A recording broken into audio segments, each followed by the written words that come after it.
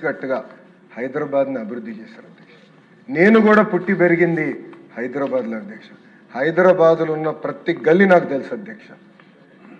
ఎందుకు చెప్తున్నానంటే ఒక ఎమోషనల్ అటాచ్మెంట్ అనేది మనందరికీ ఏర్పడుతుంది అధ్యక్ష. అధ్యక్ష ఇంకో పక్కన ఐటీ కానివ్వండి, ఫార్మా కానివ్వండి, ఫైనాన్షియల్ సర్వీసెస్ కంపెనీలు కానివ్వండి, పెద్ద ఎత్తున ఆనాడు చంద్రబాబు నాయుడు గారు పెట్టుబడులు తీసుకొచ్చి అద్భుతంగా హైదరాబాద్ని అభివృద్ధి చేస్తాం మనం కల్లారా చూసాం అధ్యక్ష.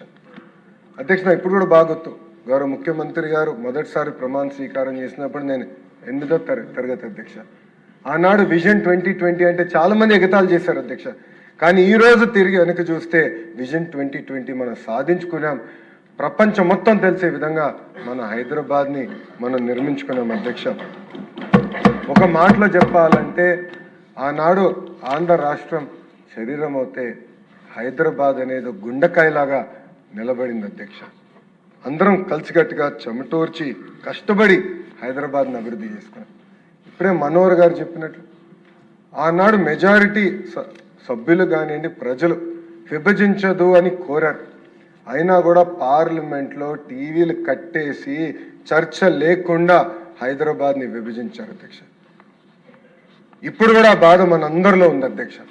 ఏం తప్పు చేశాం, ఒక్క క్షణంలో మమ్మల్ని విభజించారు, ఒక్క సరిగ్గా కూడా మాట్లాడలేదే, మన అవసరాలు కూడా తెలుసుకోలేదన్న బాధ ఈ రోజు కూడా మనందరిలో ఉంది అధ్యక్ష. ఒక రాష్ట్రానికి ఏమో రాజధాని ఉంది, సచివాలయం ఉంది, అసెంబ్లీ ఉంది, మంత్రులు పనిచేసడానికి భవనాలు ఉన్నాయి, మంత్రులు ఉండేదానికి భవనాలు ఉన్నాయి అధ్యక్ష. ఇంకొక రాష్ట్రానికి కనీసం రాజధాని ఎక్కడ ఉండాలో కూడా ఆనాడు చెప్పలేదు అధ్యక్ష. ఈ రోజు కూడా బిల్ వల్ల మనందరూ ఇబ్బంది పడుతున్నాం. షెడ్యూల్ 9, షెడ్యూల్ 10లో ఉన్న సంస్థలు కూడా ఇంకా విభజించలేని పరిస్థితిలో మనందరం ఉన్నాం అధ్యక్ష. అధ్యక్ష కొన్ని ఫోటోలు చూపించాలనుకుంటున్నా ఈరోజు అధ్యక్ష. మొదటిది ఆనాడు గౌరవ ముఖ్యమంత్రి గారు మనకిచ్చిన భవనాలు ఎలా ఉన్నాయి హైదరాబాద్లో చూసాం అధ్యక్ష. ఆనాడు మన ప్రయాణం ఇలా ప్రారంభించాం అధ్యక్ష. ఇంకో పక్కన చూడండి అధ్యక్ష. ఆనాడు మన ఇట్లా మొదలైంది అధ్యక్ష మన ప్రయాణం. అంటే భవనాల్లో కూడా అతి దారుణమైన భవనాలు ఆనాడు ఆంధ్ర రాష్ట్రానికి కేటాయిస్తాం జరిగింది అధ్యక్ష. ఇలాంటి పరిస్థితిలో మనం మన ప్రయాణం ప్రారంభించాం అధ్యక్ష. ఒక మాటలో చెప్పాలంటే కట్టుబట్టలతో మెడబట్టి బయటికి గంటేశారన్న ఫీలింగ్ ఈ రోజు కూడా నాకుంది అధ్యక్ష. 16,000 కోట్ల లోటు బడ్జెట్తో ఆనాడు ఆంధ్ర రాష్ట్రాన్ని ఏర్పాటు చేశారు అధ్యక్ష. అధ్యక్ష మీరు ఒక్కసారి చూస్తే శాసనసభ కూడా హైదరాబాద్లో ఉండేది అధ్యక్ష. ఆ రోజు మీరు పంచాయతీరాజ్ గ్రామీణాభివృద్ధి శాఖ మార్చులు అధ్యక్ష. శాసనసభ సాక్షిగా వేగంగా మన రాజధానిని నిర్మించుకోవాలి, కృష్ణా గుంటూరు మధ్యలో 5 కోట్ల ఆంధ్రుల కోసం రాజధాని ఏర్పాటు చేస్తాం, అభివృద్ధి వికేంద్రీకరణ చేసి చూపిస్తామని ఆనాడు గౌరవ ముఖ్యమంత్రి శ్రీ నారా చంద్రబాబు నాయుడు గారు చెప్పారు అధ్యక్ష. అధ్యక్ష ఆ రోజు ప్రతిపక్షంలో ఉన్న జగన్మోహన్ రెడ్డి గారు నుంచుని ఇప్పటికీ చిన్న రాష్ట్రం అయ్యాం, ప్రాంతీయ విద్వేషాలు నేను రెచ్చగొట్టేదానికి సిద్ధంగా లేను, అందుకే అమరావతికి సంపూర్ణ మద్దతు తెలుపుతున్నానని చెప్పారు అధ్యక్ష. అధ్యక్ష ఆనాడు జనసేన పార్టీ కానివ్వండి, భారతీయ జనతా పార్టీ కూడా ముందుకొచ్చి ఎస్ అమరావతి శాశ్వత రాజధాని ఉండాలి, మా మద్దతు కూడా తెలుపుతున్నామని ఆనాడు చెప్పడం జరిగింది అధ్యక్ష. అధ్యక్ష అమరావతి అనేది కేవలం ఒక భూమి కాదు, ఒక ఎమోషన్. రైతుల త్యాగంతో ఏర్పడింది ఈ అమరావతి. 58 రోజుల్లో సుమారుగా 35,000 ఎకరాలు రైతులు స్వచ్ఛందంగా వచ్చి వాళ్ళ భూములు ఇచ్చారు అధ్యక్ష. అధ్యక్ష రైతుకి భూమి అనేది కేవలం ఒక ఆస్తి కాదు అధ్యక్ష. ఒక మాటలో చెప్పాలంటే అది వాళ్ళ జీవితం, వాళ్ళ గుర్తింపు, వాళ్ళ భవిష్యత్తు అధ్యక్ష. అలాంటి భూమి ఆంధ్రుల కోసం ఆనాడు రైతులు ఇచ్చారు అధ్యక్ష. అధ్యక్ష చాలామంది అంటే ప్రతిపక్షంలో ఉన్న చాలామంది కూడా ఆనాడు రాజధాని గురించి కులాలు తీసుకొచ్చారు అధ్యక్ష. ఏదో ఒకే కులానికి మొత్తం ఇస్తున్నాం, అని ఆనాడు అనేక ఆరోపణలు చేశారు అధ్యక్ష. మా బుచ్చే తాత గారు ఈరోజు చాలా స్పష్టంగా దానిపైన కూడా సమాధానం ఇచ్చారు అధ్యక్ష. అధ్యక్ష, ఒక దళిత రైతు గురించి చెప్తున్నాను అధ్యక్ష. పొన్నూరు నాగేశ్వరరావు గారు ఆనాడు రాజధాని కూడా భూమి ఇస్తే ధరలు పెరిగిన వల్ల వాళ్ళ పాపని ఎంబీబీఎస్ చదివించగలిగారు అధ్యక్ష. వాళ్ళ అబ్బాయిని ఎంబీఏ కూడా పంపించారు అధ్యక్ష.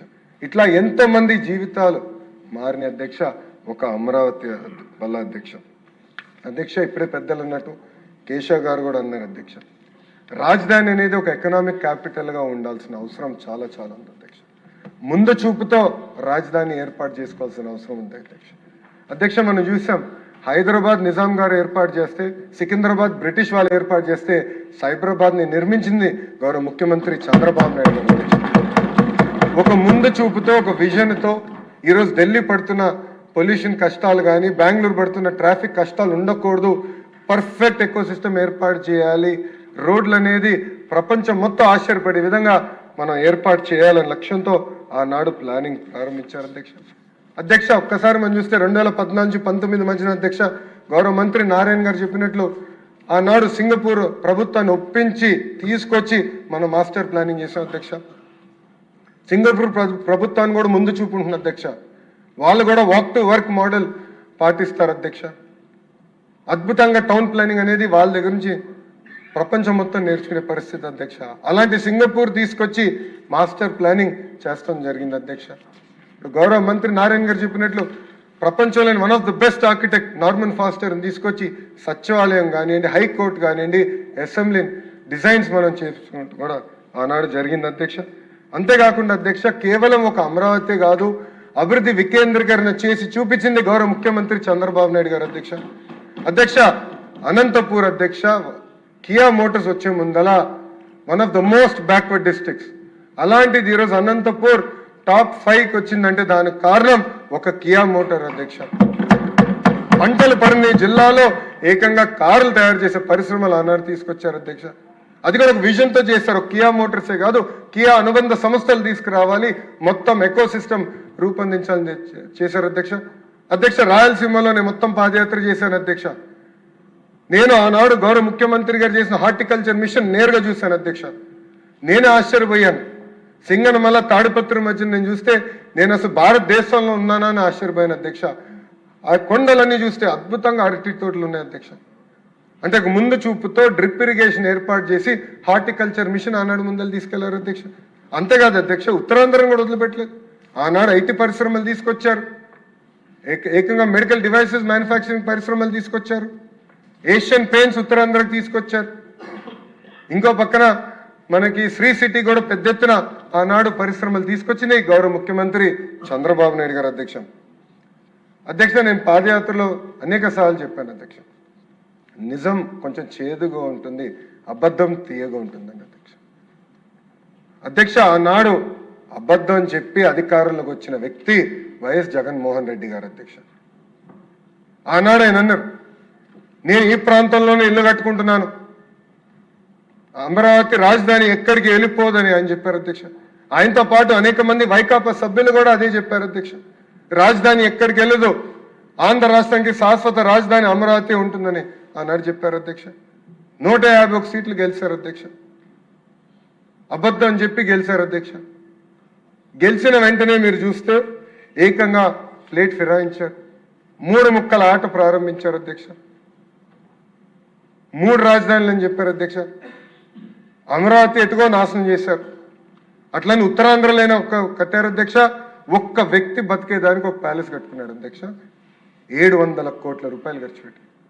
అంతేగాని ఒక్క అభివృద్ధి కార్యక్రమం చేయాలి, ఒక్క పరిశ్రమ తీసుకురాలేదు అధ్యక్ష.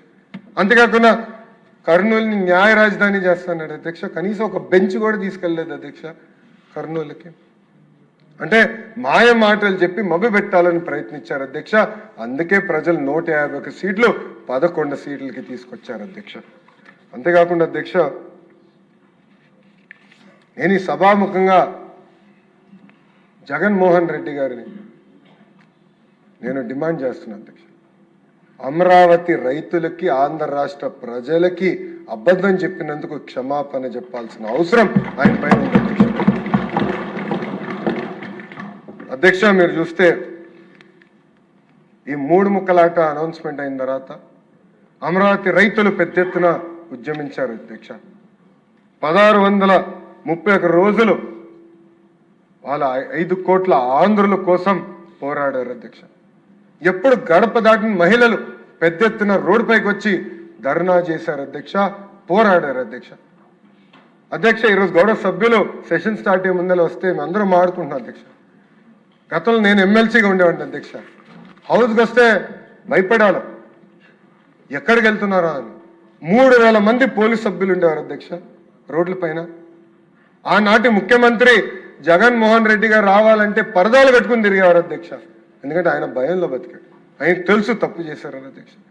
అధ్యక్ష, ఆనాడు మహిళలు పెద్ద ఎత్తున పోరాడితే చూడండి అధ్యక్ష,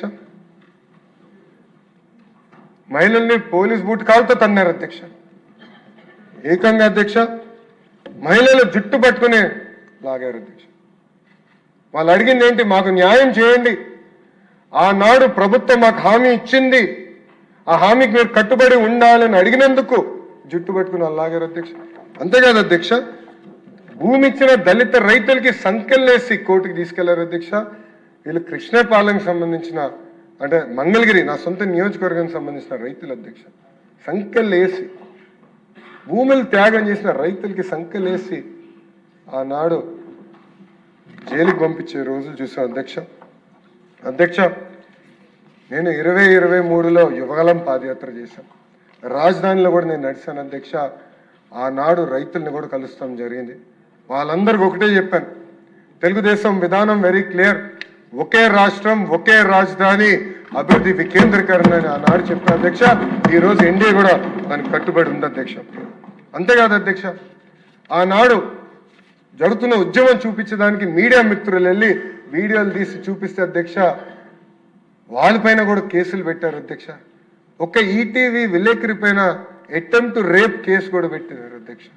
అంటే ఎవరిని వదిలిపెట్టలేదు, రైతుల పైన కేసులు పెట్టారు, ప్రతిపక్షంలో పోరాడుతున్న ప్రజాప్రతినిధుల పైన కేసు పెట్టారు, ఇంకా మీడియా మిత్రుల పైన కూడా ఆనాడు కేసులు పెట్టి ఎట్టి పరుస గొంతు నొక్కాలని ప్రయత్నించారు అధ్యక్ష. కానీ ఉద్యమం మటుకు ఆగలేదు అధ్యక్ష, అందరూ పోరాడారు అధ్యక్ష. అధ్యక్ష, మీరు కూర్చున్న స్థానంలోనే ఆనాడు తమ్మినేని సీతారామ గారు కూర్చుని ఏకంగా అమరావతిలో ఉన్న మహిళల్ని వయసులతో ఆనాడు పోల్చారు అధ్యక్ష, వయసులతో ఆనాడు పోల్చారు అధ్యక్ష. అంతేకాదు అధ్యక్ష, జగన్మోహన్ రెడ్డి గారు మహిళల్ని ఏకంగా పేడ్ ఆర్టిస్టులని ఆనాడు పిలిచారు అధ్యక్ష. అంటే మహిళలంటే ఎంత చిన్న చూపో ఏదో ఒక ఉదాహరణని ప్రజలందరూ కూడా గమనించాలి అధ్యక్ష. అధ్యక్ష, అచ్చెన్నాయుడు గారు చాలా అద్భుతంగా ఈరోజు చెప్పారు అధ్యక్ష. ఆ రోజు ఈ 3 రాజధానులు బిల్లు వస్తే పెద్ద ఎత్తున తెలుగుదేశం పార్టీ శాసనసభ్యులు అటు కూర్చుని పోరాడారు, నినాదాలు చేశారు అధ్యక్ష. దానికోసం వాళ్ళని ఆనాడు సస్పెండ్ కూడా చేస్తాం జరిగింది అధ్యక్ష. కానీ ఇక్కడ బలం సరిపోలేదు అధ్యక్ష. ఆ బిల్ కౌన్సిల్కి వచ్చింది. ఆనాడు నేను ఒక ఎమ్మెల్సీగా ఉన్నాను అధ్యక్ష. మేమందరం కలిసికట్టుగా పోరాడం, అందరం మాట్లాడడం, మమ్మల్ని ఎగతాళి చేశారు అధ్యక్ష. ఆనాడు మేమందరం నిర్ణయం తీసుకున్నాం. ఆనాటి leader of opposition Yanamala Ramakrishna గారి నాయకత్వంలో ఈ బిల్ని సెలెక్ట్ కమిటీకి పంపించాలని కూడా మేము డివిజన్ అడిగాం, మేము ముందరే చెప్పాం కూడా అధ్యక్ష. హోరాహోరీగా చర్చ జరుగుతుంది. మేము తిరిగి చూసి ఇలాంటి గ్యాలరీస్ ఉన్నాయి అధ్యక్ష. అక్కడ మొత్తం వైకాపా శాసనసభ్యులు అందరూ వచ్చారు అధ్యక్ష. అది తెలుసుకున్న తర్వాత ఏం జరుగుతుందో చూసానికి గౌరవ ముఖ్యమంత్రి చంద్రబాబు నాయుడు గారు వచ్చారు అధ్యక్ష. ఆయన కూడా కూర్చున్నారు అధ్యక్ష, నేరుగా చూశారు అధ్యక్ష. ఆనాడు నేను నా ఫోన్ నుంచి తీసిన ఫోటో అధ్యక్ష. ఇక్కడ గౌరవ ముఖ్యమంత్రి గారు కూర్చుంటే అధ్యక్ష చుట్టూ ముట్టారు అధ్యక్ష వైకాపా నాయకులు, మంత్రులు అధ్యక్ష. అనేక మాటలు అన్నారు అధ్యక్ష, అన్నరాని మాటలు మాట్లాడారు అధ్యక్ష. వాళ్ళకి అండగా నిలబడ్డారు అధ్యక్ష. ఆనాడు ఒక గోడగా నిలబడింది ఆ రోజు మా శాసన సభ్యురాలు భవానీ గారు కానీ, అనగాని సత్యప్రసాద్ గారు కానివ్వండి, స్వామి గారు కానివ్వండి, గుట్టిపాటి రవి గారు కానివ్వండి, మా సాంబశివరావు గారు కానివ్వండి, గోడలాగా నిలబడ్డారు. ఎవరు రాని